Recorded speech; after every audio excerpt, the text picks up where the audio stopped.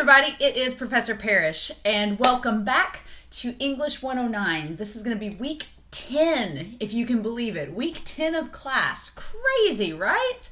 So, what I want to do is go over the assignments that are going to be due this week, and then also talk a little bit about reference pages, works cited, and citations, because we haven't had a big chance to talk about that.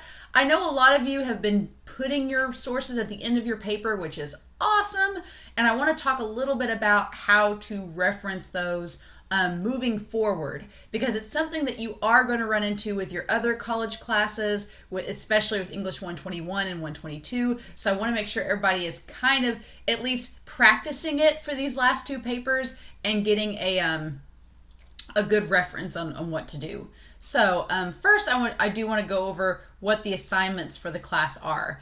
Now, I'm recording this on Saturday, so I'm recording it a little bit early. So make sure that you've turned in your week 9 assignments. Make sure you've turned them in by Sunday night. But week 10, we actually have a pretty easy week this week. We only have chapter 15 in our English skills textbook, which is going to talk about narration. So there is that chapter. It's pages 293 to 306. So it's not a very long chapter. Should be an easy read for the week. And then obviously watching this lecture video. That says week 11. It should be week 10. So I'll correct that whenever this video is over. But other than that, the only assignments due is you do have the week 10 discussion forum, which I'll show you all that. Posts are due Friday. Your responses are due by Sunday. And then the writing prep for narration is due Sunday as well. For those of you that are doing the writing prep, as it states here, all you have to do, our third paper is narration, which I think a lot of students like this paper because they find it pretty easy because you're speaking from experience. You don't have to do a lot of research for this paper, if any at all, because you're writing about yourself. And you're pretty much just choosing a story that happened to you, or if you're not comfortable talking about yourself, you can pick a story that's happened to a friend, to a relative, to a person in your community, or to your community as a whole. So for example, I had a student that didn't want to talk about themselves in paper 3, so they talked about the May 8th storm that came through Harrisburg. And they talked about what the community of Harrisburg did after that storm. And it was a really good paper. And they were able to get all the details they needed to, but they didn't have to talk exclusively about themselves.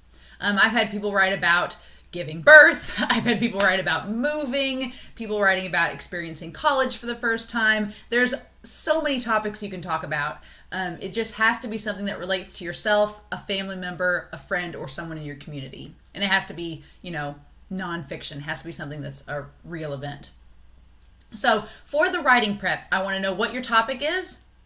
What is the purpose of your paper? So why did you choose this topic? So I want to know your topic, why you chose it, and then an outline that's just a basic structure showing me what you're going to talk about with your topic. So just basic points. They can be in Roman numerals, they can be in bullet points, they just need to be in some kind of structure that I can see and tell that it's an outline.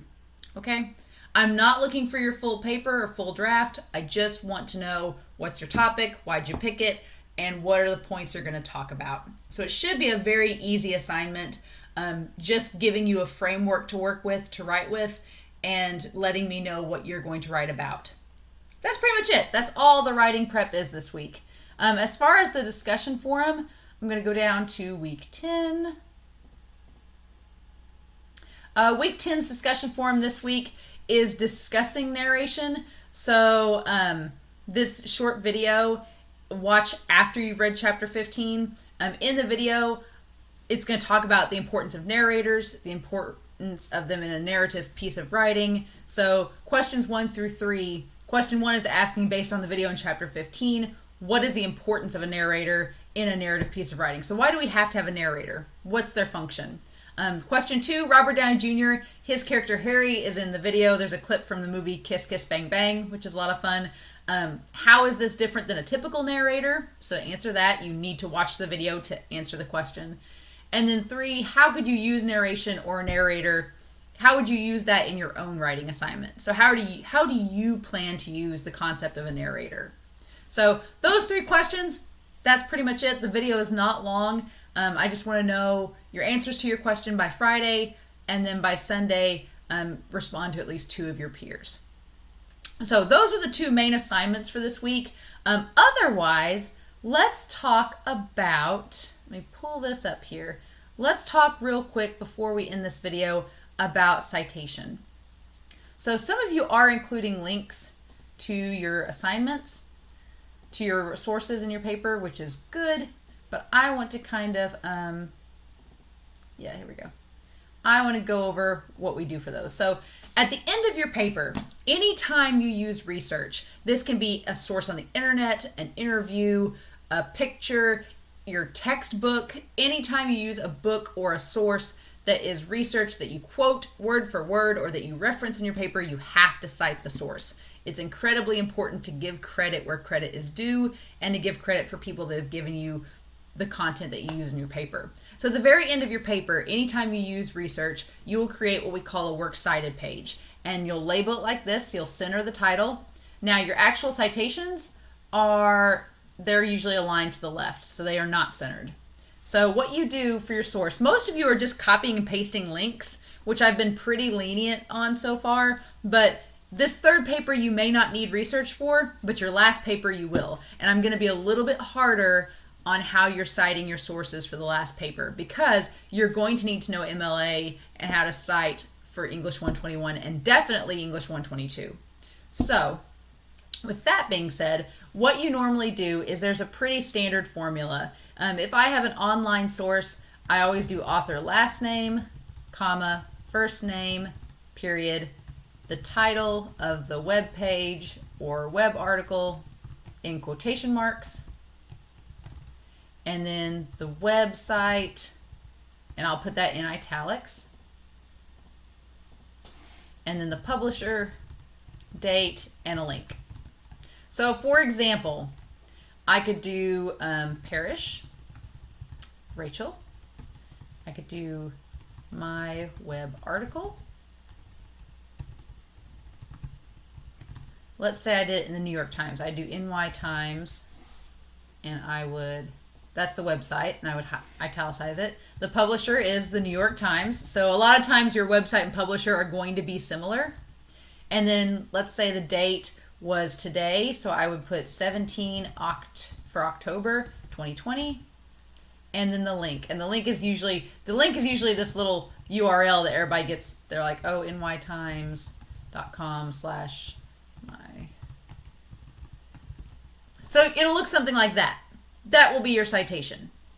Now, obviously, if I want to format it properly, I would go down here and I would double space it and do all that fancy stuff. But essentially, I just want to know kind of like a citation. And some of you have done this. Some of you have been citing like this. But this is how you cite your source. And that's what I want for your final paper.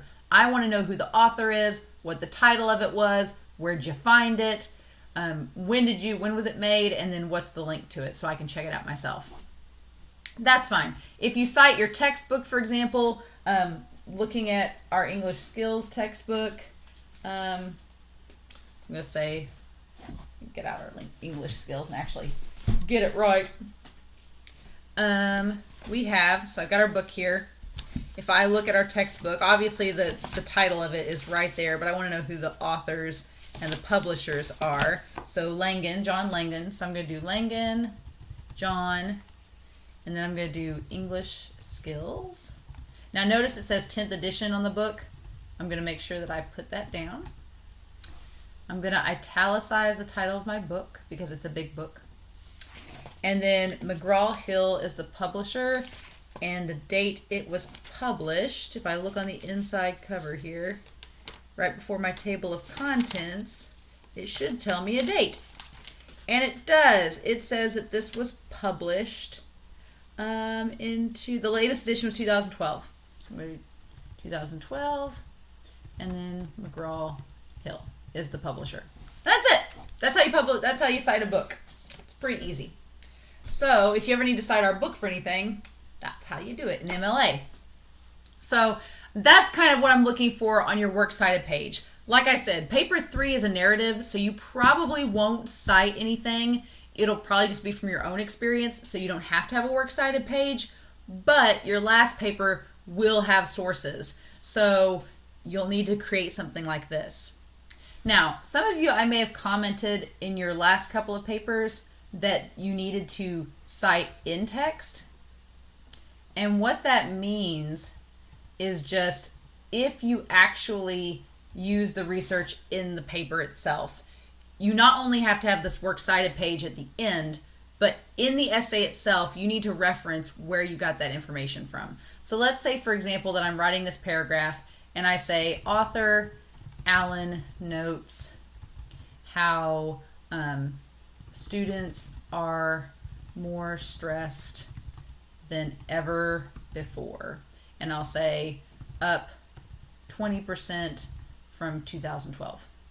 So that's a statistic. And anytime I cite a statistic or any type of research, I need to reference where it came from. So I will put at the end, since I mentioned Alan, our author here, I'm going to put where I got it from. So I can say NY Times, and that's my in-text citation. Or if I could say students are more stressed than ever before, up 20% from 2012. Note that I didn't mention the author Alan in this sentence. So at the end, I would put Alan, and that's all I have to put. So your in-text citation, don't put the date because that's APA. That's not MLA. For MLA, you just do one of two things. If it's a web source, you can put the website it's from. If it's a print source, you put the author. Or even if it is a web source, you can put the author too. My rule of thumb is always go with the author first, their last name, put the author's last name, and then if there is no author, then you use the website. Okay? So that's pretty much it. Like I said, you'll go over this more in English 121 and 122, but I want you all to practice this coming up for paper 4. I think this is something, and I'll touch base on it and say, hey, go back and look at week 10's lecture video if you haven't. Just to double check and make sure that you are doing this. And if you have questions, I know we're going to proofread and do a peer review of the final paper, and so I'll probably comment on it there. But if you have any questions, just be sure to let me know, and I'm happy to help you answer them. All right? So that's all I wanted to go over. I just want to show you guys kind of what that looks like and make sure you have a copy of it, that you have this video you can reference. But otherwise, that's all that we have for this week. It's going to be a pretty low-key week. I hope you all have a really good one. And if you have any questions, let me know. But otherwise, I'm going to spend this week just grading your work, making sure that all your topics sound great. And in the meantime, I hope that you all stay safe, take care, and I'll talk to you all again next week for English 109. Bye.